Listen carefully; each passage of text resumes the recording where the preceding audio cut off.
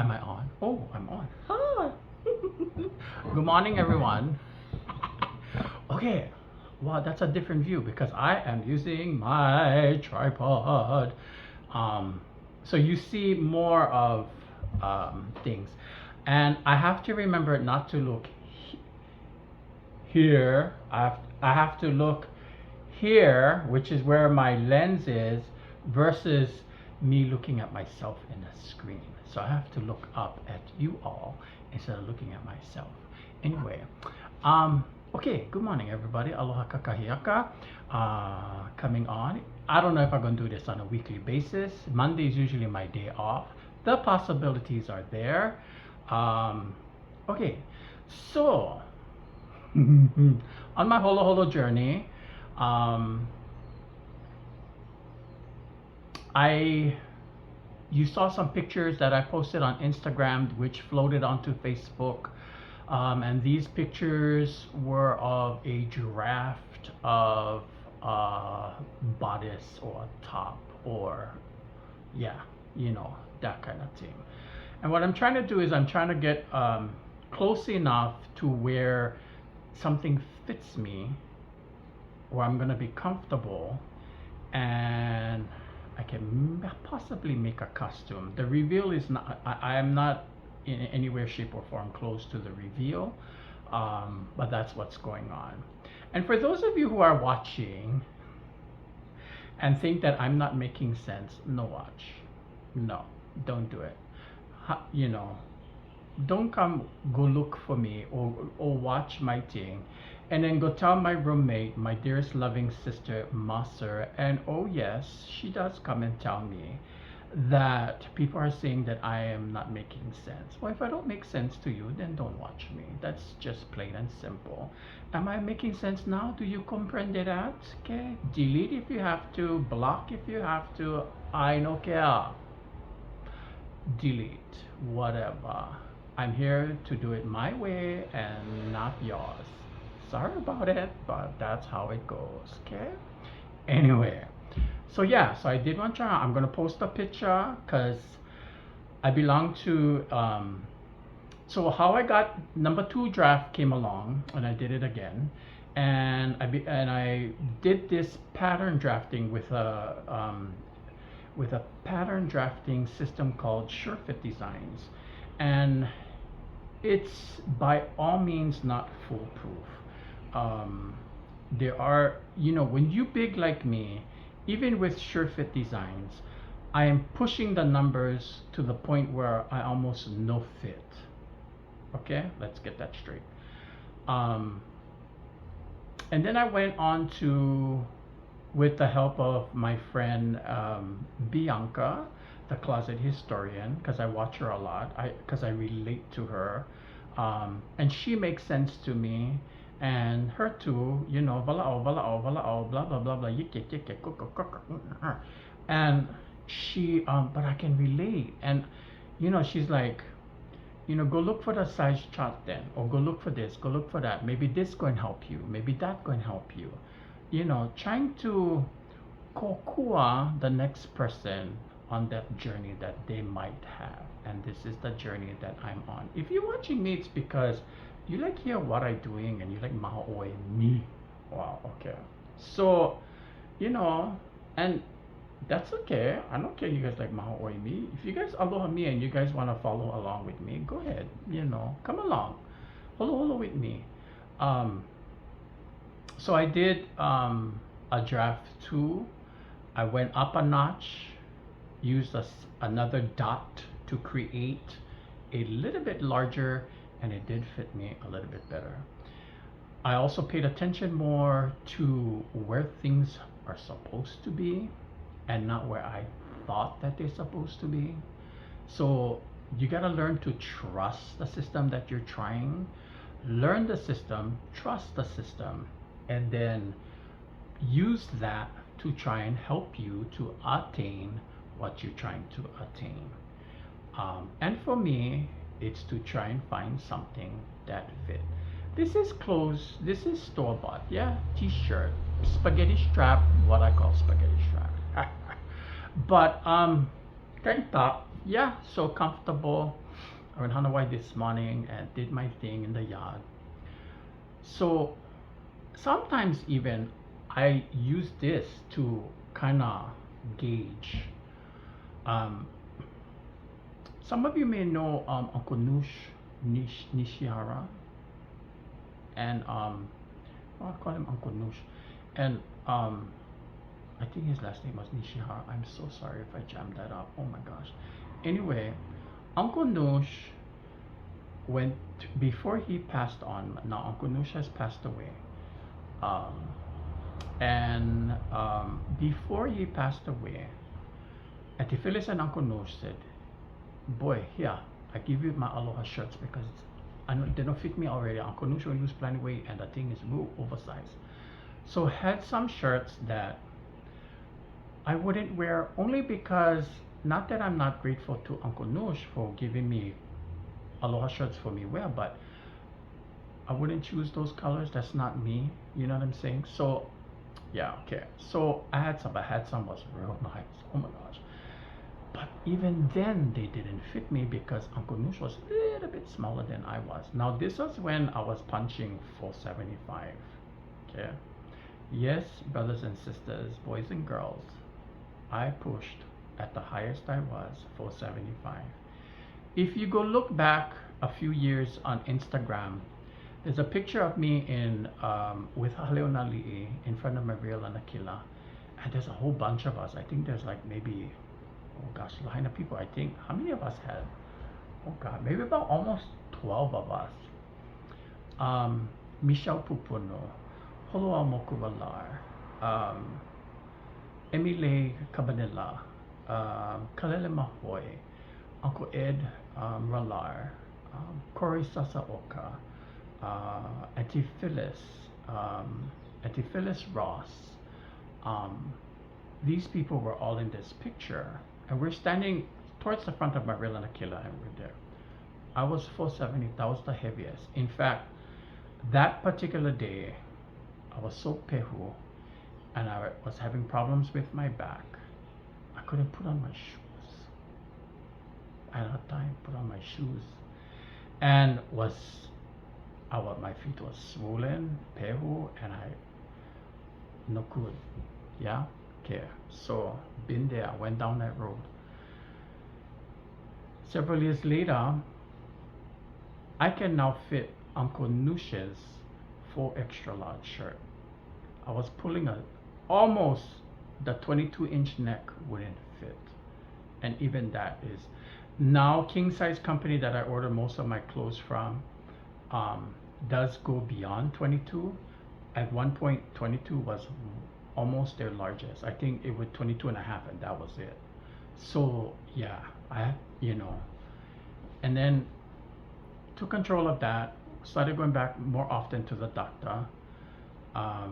My sugar levels, although I was on medication, they weren't doing their job. They weren't, I wasn't there, yeah? So we adjust,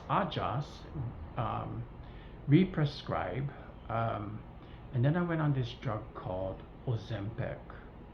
Well, first was Trulicity. That never worked. I got sick. Like, I thought I was going to land in the hospital several times.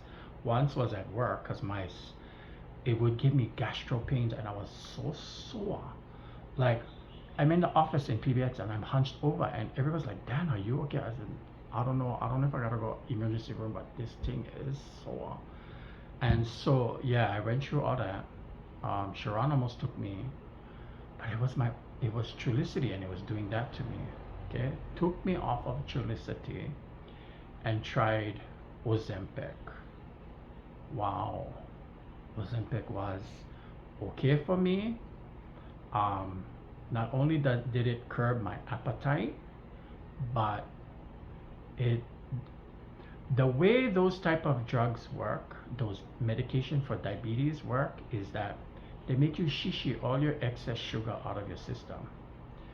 So with that comes many problems as well. Yeah, you can get urinary tract infection, you can get yeast infection, you can get, you name it, that's what it is. You can get it, okay? And it's just not for the wahinis, men gon' get them too. And Okay, it's not funny.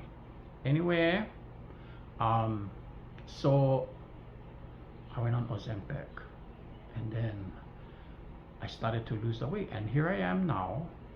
Um, I went doctor about a couple of months ago, and I was 350. Um, I don't know if I'm in plateau because I don't know if I lost any more weight than that. I think I may have.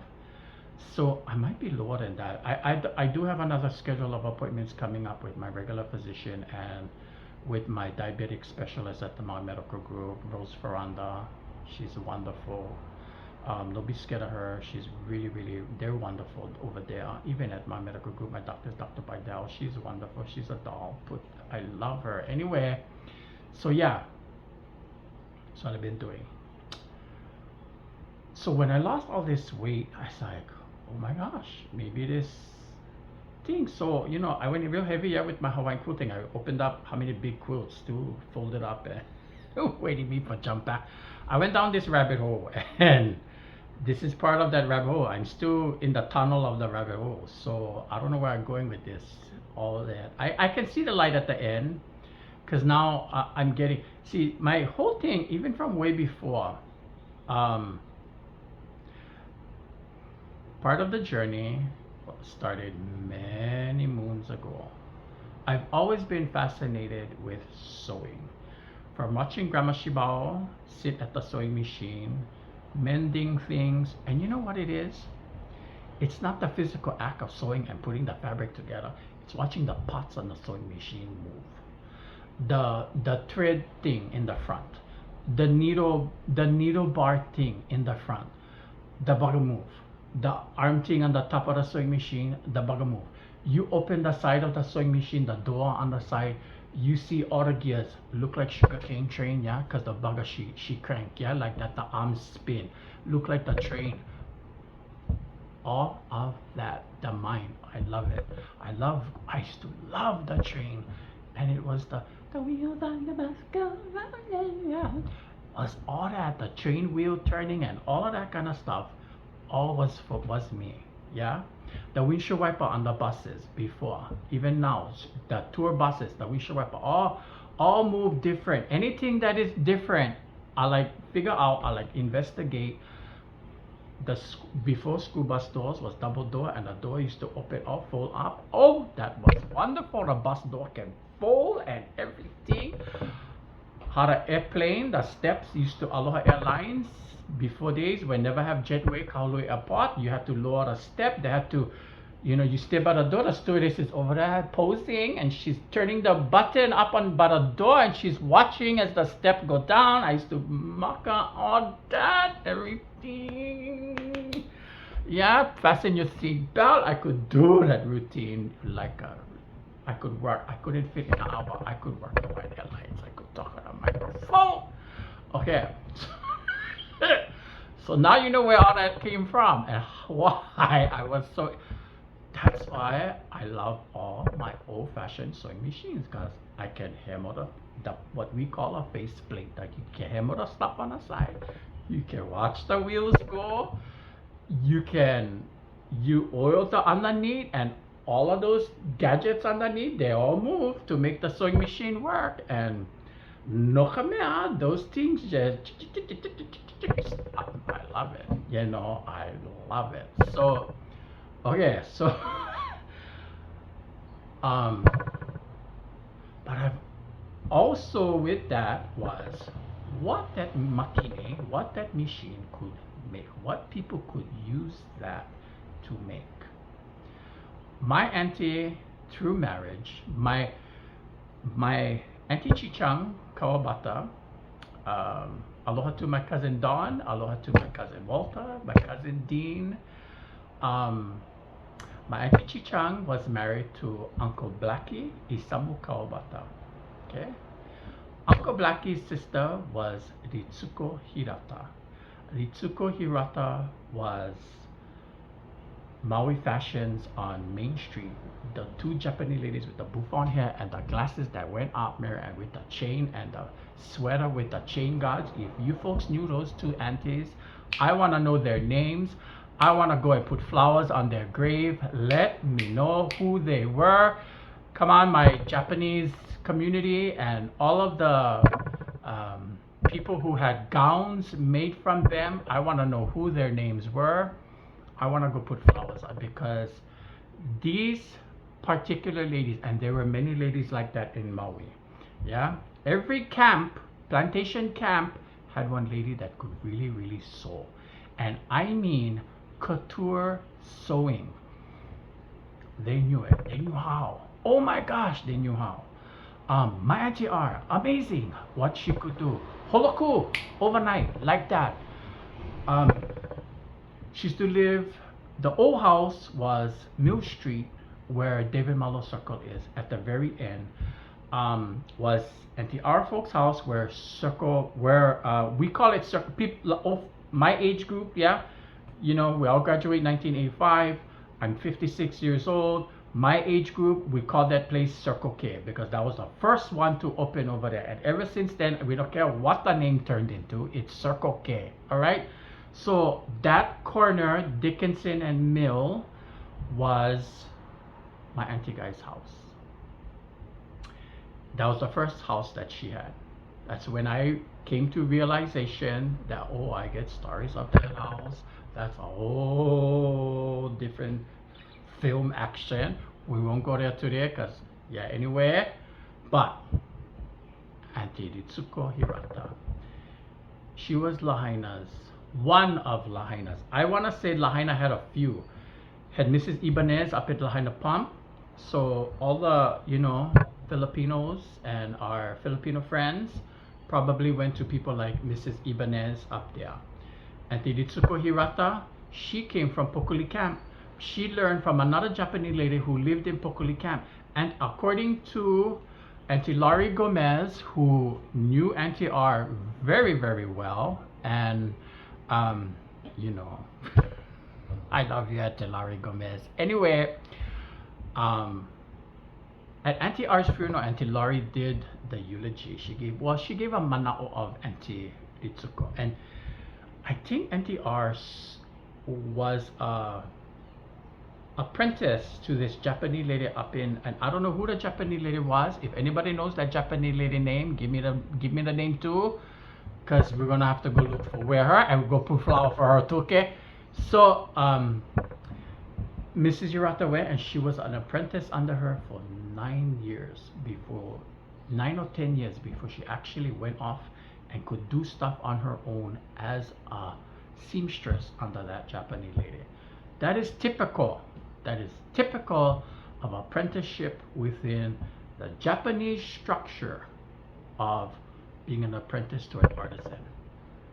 Minimum 5 years. Geishas, yeah, you go odori, year and a half, maybe 2 years. You odori, you go dance practice, shamisen practice, you have all your practices, then you get one test to become a maiko. Okay? When you become the maiko, you get to wear the okesho, yeah, okesho, so, you know, okesho shite, yeah, kao shiroi no kao shite. You can make the white makeup, you can make the kabuki hair. You are allowed now because you are recognized as a maiko. So you have enough proficiency to become the maiko. Watashi wa maiko janai. Okay? Sometimes we think we are, but no, I'm not. Anyway, I know people on Maui who think they're maiko. All wrong. Okay, anyway, we're not going to go there. We're not going to mention names. Anyway, okay, so anyhow, again, yeah, 5 years minimum. 5 years now. You know how young you gotta be to be one maiko? Yeah? If you never become a maiko by the age of 15, you old. You too makuli already. You little bit beyond. Okay? So then from maiko, you're going to do the edikai.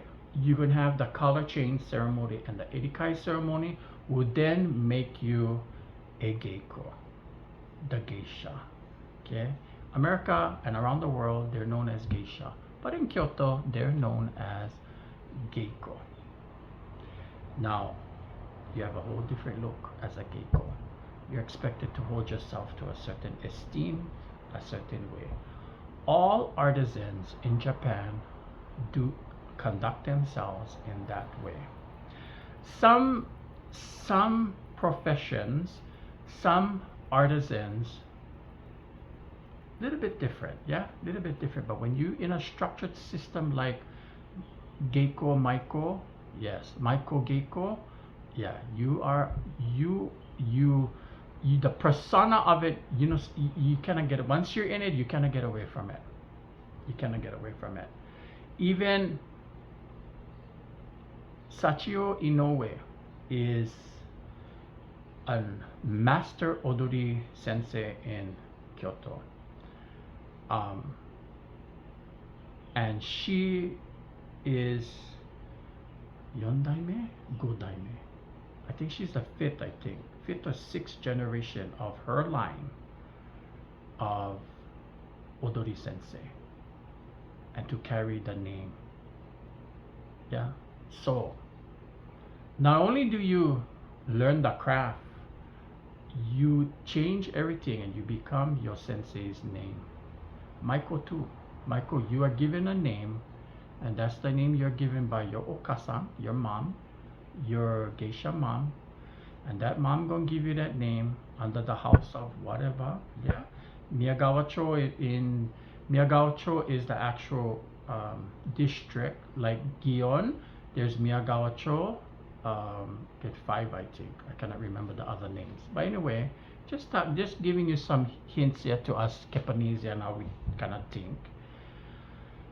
So that's Auntie R. Auntie R learned from this Japanese lady, and the Japanese lady, she had to study under her and did things. And at first, she wasn't even allowed to sew. She could only pin things together, and even that was like, no, you're pinning them out. I want. You hear me yell, I want. If you go on that, sometimes you can hear me yell, Taiko Gawang! You know, oh. Okay, wanna go down there, yeah? Let me explain. When I was about 5 or 6 years old, Mr. Tokunaga, who was one of the drummers in line, he was our lead drummer. And he sang Iwakuni Ondo, and Mr. Tokunaga was wonderful. But Mr. Tokunaga asked me, because I am Kyo-chan, yeah, great Kyoko Shibao Thompson's son. He nudges me and he tells me, Taiko tataku naritai no? Oshete ageru yo. Taiko tataku? You gonna hit drum? You wanna learn? I teach you. Oh. Then my mom looks at me and she goes, go learn then, boy. I was already dancing, yeah? I mean, I was Hanabata from Hanabata days. I was like tagging along my mom, pulling her obi and doing all kinds of stuff to her anyway. So yeah, I was about 6 years old, I think, when Mr. Tokunaga, Oshete ageru yo. I teach you. Okay. I don't think I went hit probably till I was about maybe almost 10 years old. I think it took me about 3 to 4 years before I even could hit. And you know, ask the initiation song. If you're in abundance, if you're listening to me ramble on all this, and you've come along this way so far and you never turned me off yet.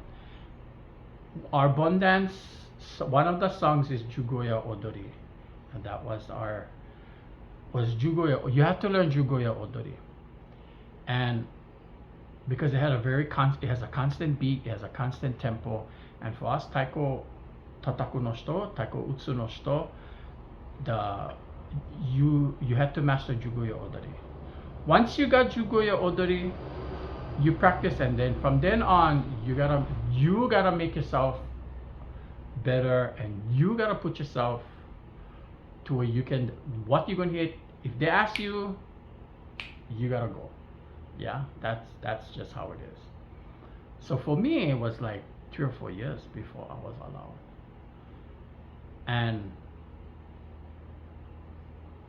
Tokunaga Man was sitting on the side. The first year I was doing Jugoya Odori was one Lahaina Honganji Obong, and my taiko was awang, and my mom looked at me and she get taiko ga awang. She never yelled it across to me. The other Wailuku Japanese men did, the other taiko jamas, taiko ga awang do. You know, they were kind of already yelling it. And mommy looked at me, taiko ga awang. Tokunaga man, hey, hey, hey, come around me. No give up. You.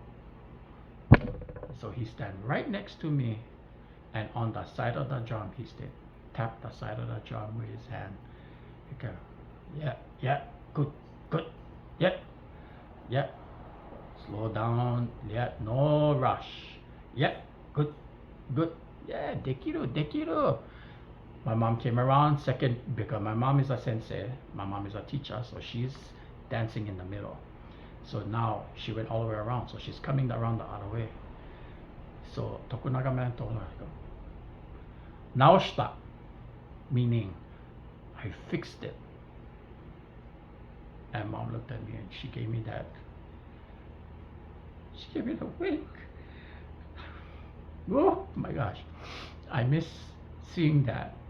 And that was mom's approval that you've done it. Then bye-bye, okay, we go eat, we all come home. And mom down. She came by the bedroom, sat down by me on the bed. She goes, don't give up, then boy. Mommy wants you to play taiko. You can dance with mommy anytime. You know how to dance. But mommy wants you to hit taiko, okay? Don't give up. Still hitting taiko today, okay? But I'm very, I'm very uncomfortable when the younger taiko people, gosh, they come up and they're watching me, and I'm like, what the hell are you guys watching? Because I don't think of myself as a person who, I'm 56. I don't think of myself as a person who's hit drums for 46 years. No, I don't. There's one young boy, Yamafuji. Oh my gosh, that kid can hit. Woo-hoo! Amazing. Okay, ramble on. Wow. Talk about rabbit hole. Okay, so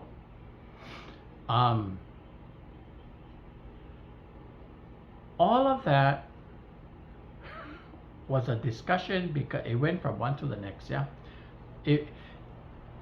artisans and being an apprentice, and I wish I had them here with me. I've always felt that. I've always felt like I was always one step behind. Like I'm learning something behind. I learned Hawaiian quilting by myself. I had to teach. Laina at the Bailani she got, you know, she got mai. She became very poina, and you know, she couldn't take care of herself, and then she went off to live with her her daughter in Big Island. So she wasn't around to teach when I really wanted to learn. So I had to teach myself Hawaiian quilting on my own. I did go Honolulu. I did hook up with Nalani Gord, who is I want to say is the successor to the Kakalia School of Quilting, Auntie Kepola Kakalia, Auntie Debbie Kakalia. Taught her granddaughter, and her granddaughter carried on. She's now living in Vegas. She did suffer from carpal tunnel and had the surgery, and the surgery was not successful. So she's no longer teaching. I pray every day. I always mention her in healing and in prayers, so that one day she can come back and she can teach again. Because yeah, she's needed. There's many schools of quilting. There's many ways. Some people do it one way. I learned it my way, and which is very similar to the Kakalia school of doing Hawaiian quilting. So I do that. I'm not a master. And now I wish I would have learned, or I could have learned from Auntie R. her name was Auntie R. Auntie Tsuko, we all called her Auntie R. I wish I learned from Auntie R. I wish I could. I understand that Mrs. Kodani, who was a Bondance teacher, she used to work Nashiwa Bakery back in the heyday. Mrs. Kodani was an awesome seamstress as well, and hid her craft and hid her skills. She only divulged to certain people, and she would only sew for certain people. And you know what that is? That when people do that, it's because Sharon is like that. Sharon is like that. I'm gonna let you guys know now. Sharon can sew. He does not sew the way I sew. He does not do things with a pattern. He does not do things with woven fabric. The way Sharon makes costumes and the way he does things, he does it all by eye and what he think would fit him, because Sharon does drag. I don't do drag. But in his craft and in what he does, he hasn't done it in a while, and I don't think he's gonna go back down that Alanui. I think he's power ready. But in creating costumes for himself,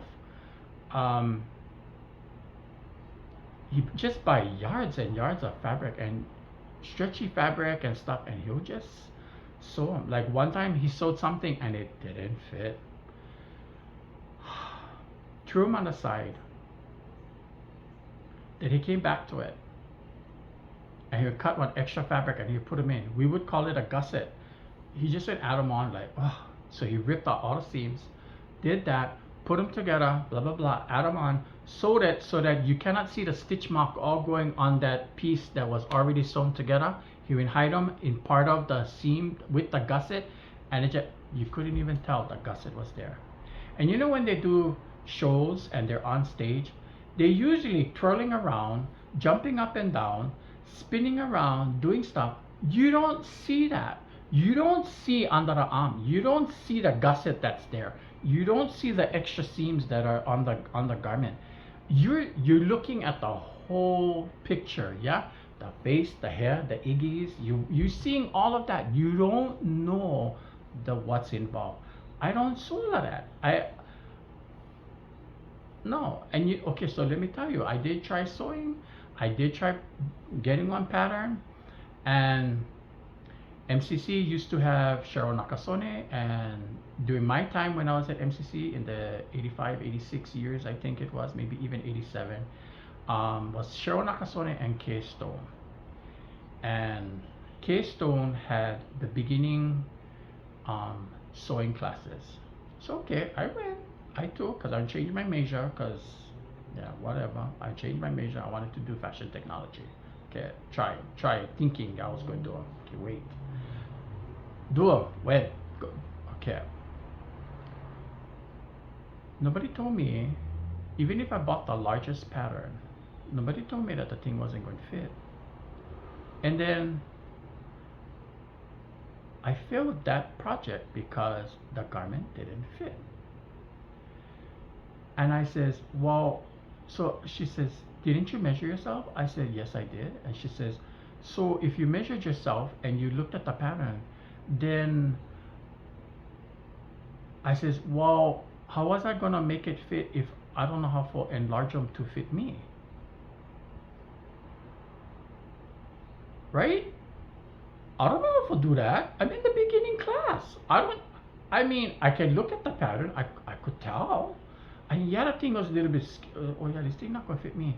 But instead of being judged at creating the garment and then being taught later at how to enlarge it, no, I was given a failure grade because the garment didn't fit. Well, was I told how to enlarge it? Was I given that instruction? No. Was I told that extra large, you know? And okay, so when they're doing the syllabus, they used to go to So Special, and they used to tell So Special, this is for the students. So you had to buy that pattern and you had to buy the size. Okay, there was very few deviations to that because that's what they were wanting you to do. Okay, I was the biggest person in that class. There was another lady who was just as big as me, Auntie Evelyn. But you know what? Auntie Evelyn was already 1 year ahead of me. She was in the drafting class, so she was going through the drafting process. So she was going to make clothes to fit her. But I was not at that point. I was like beginning 101, like not even 101, 100. Okay. So how was I supposed to know that the largest size on the pattern that they had provided was not going to fit me? I don't know. Well, I knew it wasn't going to fit because the measurements never match. But how am I supposed to make them fit? So I made the shots anyway, and I still got a flunk because the bottom never fit. You know how deflating that is? Talk about a shoot. That's a real big letdown. Again, was I told? No. And you know what? Years later, I was in So Special, and I said, "Oh, hi, Miss Nakasone." And she looked at me. She goes, "Do I know you?" And I said, "No, but you taught at MCC Fashion Technology." And she said, "Yes." And she goes, "Were you a student of ours?" And I says, "Yeah." And then I went drop out. Why did you drop out? Because I made the first garment, the first shots, and nobody told me how to enlarge them, and I got a F. I got a F because the garment I made didn't fit me. Was I the teacher? And I says, "No, Kay Stone was the teacher." She goes, "And she flunked you for why?" And I said, "She flunked me because it didn't fit." And she looked at me. She goes, "Don't get mad. I'm just asking you." I says, "I'm not mad at you. I'm mad at what happened." And she says, "Okay, you should have not gotten an F. Were you on the beginning class?" I said, "Yes." And she didn't grade the pattern for you to make it fit you? I says, "No." And she's like, "Oh my gosh, I am so sorry." And she welled up and she had tears in her eyes. And she said, "Eb, you dropped out because of that." I says, "Damn straight." I was totally deflated, and and that stage of my life, I didn't have the guts to put the next foot forward and try again. No, failure was the wall went up, and that's it. There's a wall, and I'm not challenging. I'm not gonna climb it. No, I may go another way, but I'm not gonna climb that wall. That's not me anymore. I will climb the wall, and I'll figure it out my own way. But yeah. So that's my rant for today. Stupid, yeah. How long are we? Oh my god, 37 minutes. I don't know if, yeah, I gotta go. I think I gotta do. I think I'm gonna post my picture and I'm gonna put that link to YouTube because only YouTube you can you can upload long stuff like this. So anyway, that's what I'm going to do. So yeah, um, maybe I'll come out later and I'll Walaau about something else and I'll put something else on. But yeah, maybe not today, maybe tomorrow, because tomorrow. So we see. Early morning. Okay. Anyway, I love you folks. Thank you for, allowing me to come into your lives like this. Lahaina Honganji Bon Dance this weekend coming up. Doing a commercial tag for them. Go Kokua. The Japanese churches around Maui needs everyone's help. They're all suffering, putting. Their memberships are dwindling and they all need kokua. To all my ohana at Bon Dance, was nice seeing everybody at Kahului Halemakua. Was nice to see Uncle Gilbert at Kahului Halemakua. He came out, we talked story a little while. So yeah, we hope to see you folks, everybody in Lahaina. Please come hydrated. It's very hot. It's 9:46 and it's hot. My kitchen is hot. I get fans going already first thing in the morning. So anyway, have a good day. Aloha no. Mahalo ke akua. Yesu pu to everyone. You folks have a good day. All right. Aloha.